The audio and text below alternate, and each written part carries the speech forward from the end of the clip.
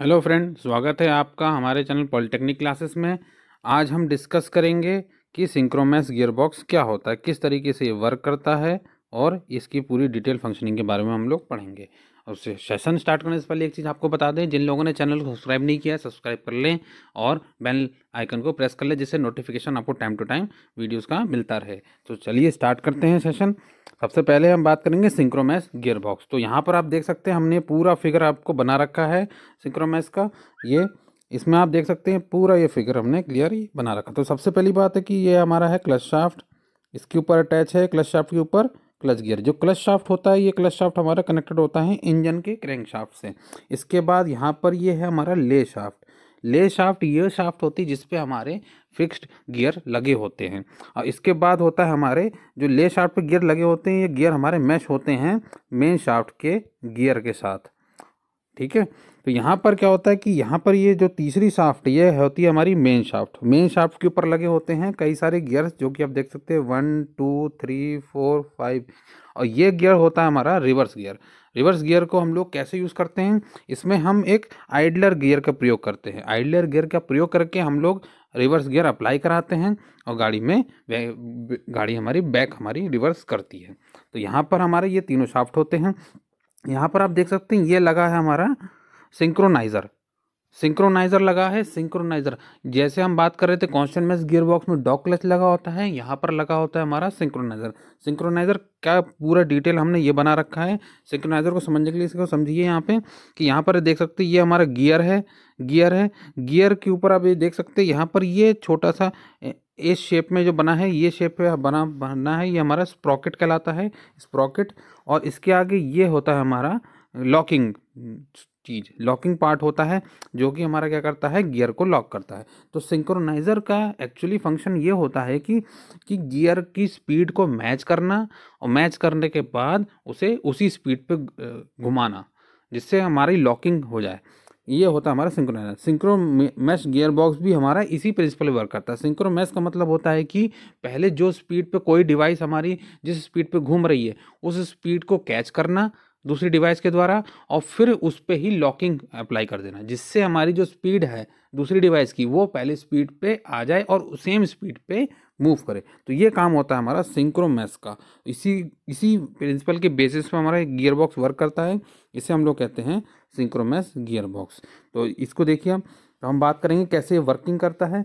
ठीक है, इसको आप समझिए। तो देखिए सबसे पहले क्या होता है, क्लच शाफ्ट रोटेट करना शुरू होता है। तो जैसे क्लच शाफ्ट रोटेट करेगा तो इससे अटैच हमारा क्लच गियर भी रोटेट करेगा। क्लच गियर से अटैच हमारा जो पहला गियर है ले शाफ्ट पर, ये भी रोटेट करेगा। इससे इससे अटैच सारे गियर ले शाफ्ट पर ये सारे रोटेट होने शुरू हो जाएंगे और इस पर सारे गियर्स हमारे, ये आप ऊपर जो देख सकते हैं मेन शाफ्ट के ऊपर जो गियर लगे हैं फ्रीली रोटेट होते हैं। यहाँ पर इसका अटैच हमारा मेन शाफ्ट के साथ नहीं होता, क्योंकि मेन शाफ्ट पे हमारे स्प्लाइंस कटे होते हैं और स्प्लाइंस पर ये हमारे फ्रीली गियर्स हमारे रोटेट करते हैं। और जो हमारे सिंक्रोनाइजर्स होते हैं, सिंक्रोनाइजर हमारे शाफ्ट के ऊपर रोटेट करते हैं।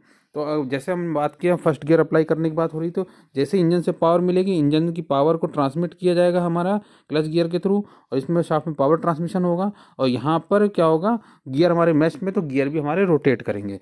लेकिन अब क्या है कि पावर का ट्रांसमिशन हमें मेन शाफ्ट में देना है।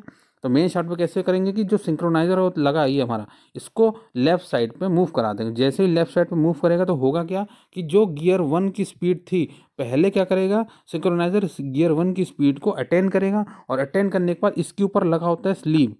हमारे जो सिंक्रोनाइजर इसके ऊपर लगा होता है स्लीव, स्लीव क्या करेगा, लॉकिंग एक्शन प्रोवाइड करा देगा। मींस ये जिस स्पीड पे हमारा घूम रहा था गियर 1, उसी स्पीड पे हमारा सिंक्रोनाइजर घूमेगा, उसी स्पीड पे हमारी मेन शाफ्ट घूमने लगेगी और हमें आउटपुट मेन शाफ्ट के थ्रू मिलने लगा। तो ये हमारा हो गया फर्स्ट गियर।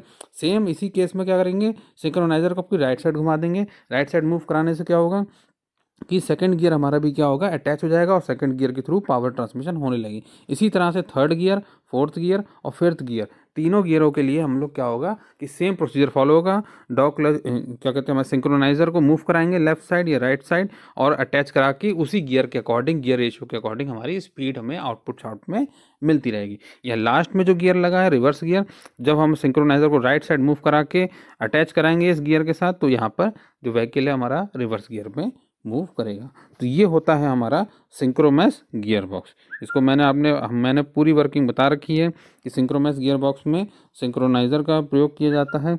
सिंक्रोनाइजर में पहले गियर की स्पीड आती है, उसके बाद सिंक्रोनाइजर गियर से जुड़ता है। इंजन से क्लच शाफ्ट को पावर मिलता है, गियर लेफ्ट शाफ्ट जुड़ता है, सारे गियर्स हमारे जुड़ते हैं। इस तरीके से हमारा थर्ड या फोर्थ गियर भी सिंक्रोनाइजर से जोड़ा जाता है और रिवर्स गियर की तरह काम करता है। तो ये होती है हमारी सिंक्रोनस गियर बॉक्स। आगे हम डिस्कस करेंगे टॉर्क कन्वर्टर क्या होता है। तो टॉर्क कन्वर्टर क्या होता है? टॉर्क कन्वर्टर हमारा एक ऐसा डिवाइस होता है जिसमें टॉर्क को चेंज किया जाता है और टॉर्क की मल्टीप्लाई की जाती है, मींस टॉर्क को इंक्रीज किया जाता है। इसमें क्या होता है कि हमारे 3 पार्ट होते हैं, 3 मेन पार्ट, ठीक है। तो सबसे पहला पार्ट होता है इम्पेलर, दूसरा होता है टरबाइन और तीसरा होता है स्टेटर। तो 3 मेन पार्ट होते हैं हमारे पास, इम्पेलर, टरबाइन और स्टेटर। तीनों का प्रयोग करके हम लोग टॉर्क को मल्टीप्लाई करते हैं। जो हमारा इम्पेलर होता है, इम्पेलर हमारा इंजन के क्रैंकशाफ्ट से डायरेक्टली अटैच होता है। ये आप देख सकते हैं, यहाँ से हमारा ये इम्पेलर अटैच है। इसके बाद ये टरबाइन होता है, टरबाइन हमारा कनेक्टेड होता है ट्रांसमिशन शाफ्ट से। ये जो दिखा रखी है ये क्या हमारी ट्रांसमिशन शाफ्ट, ठीक है। और यहाँ पर हमारा तीसरा पार्ट होता है स्टेटर। स्टेटर क्या होता है? स्टेशनरी पार्ट होता है। तो ये हमारे 3 पार्ट होते हैं, तीनों पार्ट का यूज़ करके हमारा वर्किंग प्रोड्यूस की जाती है, ठीक है। यहाँ पर आप देख सकते हैं फ्री व्हील और 1 वे क्लच लगा होता है। तो फ्री व्हील या 1 वे क्लच क्या होता है? ये ऐसा पार्ट होता है, डिवाइस होता है जो कि हमारा स्टेटर से अटैच होता है, क्योंकि स्टेटर हमारा मूव नहीं करता, तो स्टेटर को हम लोग अटैच कराते हैं फ्री व्हील 1 वे क्लच से। तो अगर इसकी वर्किंग की बात की जाए, वर्किंग कैसे होती है कि जैसे ही हमारा इंजन का क्रैंकशाफ्ट मूव करता है तो इंजन के क्रैंकशाफ्ट से अटैच होता है हमारा इम्पेलर। तो इम्पेलर भी क्या होता है? रोटेट होना शुरू होता है। अब इसमें क्या होता है बेटा? इम्पेलर में फ्लूइड भरा होता है। तो इम्पेलर में जैसे ही फ्लूइड भरा होता है तो इसमें क्या होता है? इम्पेलर में अंदर लगे होते हैं ब्लेड्स, कर्व में लगे होते हैं। तो कर्व में लगे ब्लेड होने के कारण क्या होता है कि यहाँ से जो इम्पेलर का फ्लूइड होता है वो निकल कर सीधे टरबाइन में जाता है। टरबाइन में जाता है, टरबाइन की जो ब्लेड्स होती हैं अपो एक तरह से कहा जाए कि इम्पेलर के या पंप के अपोजिट डायरेक्शन में होती है। तो इनका जो मूवमेंट होता है, इसमें क्या होता है? टरबाइन में क्या होती है? पावर हमारी जनरेट होती है। पावर जनरेट होती है तो टॉर्क हमारा क्या होता है? इसमें टॉर्क हमारा ट्रांसमिट होता है इम्पेलर से टरबाइन में।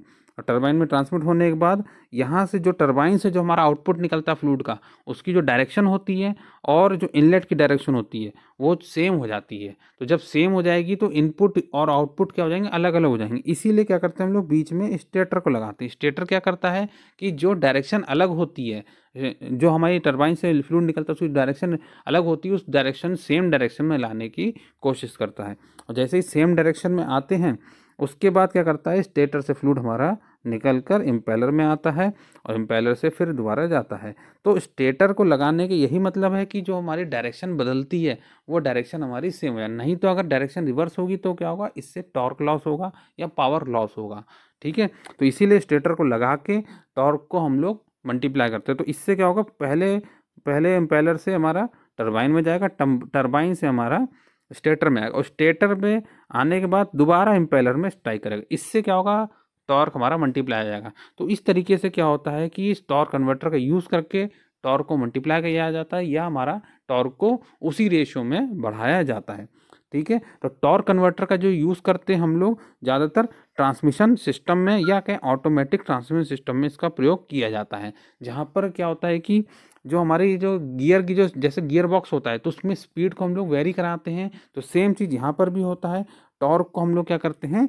वेरी कराते हैं, टॉर्क को हम लोग बढ़ाते हैं। तो एक तरह से हम कह सकते हैं कि जो हमारा टॉर्क कन्वर्टर होता है वो गियर बॉक्स की तरह काम करता है। तो ये होता है हमारा टॉर्क कन्वर्टर। आगे डिस्कस करेंगे हम लोग कि ओवरड्राइव क्या होती है। तो ओवरड्राइव क्या होती है?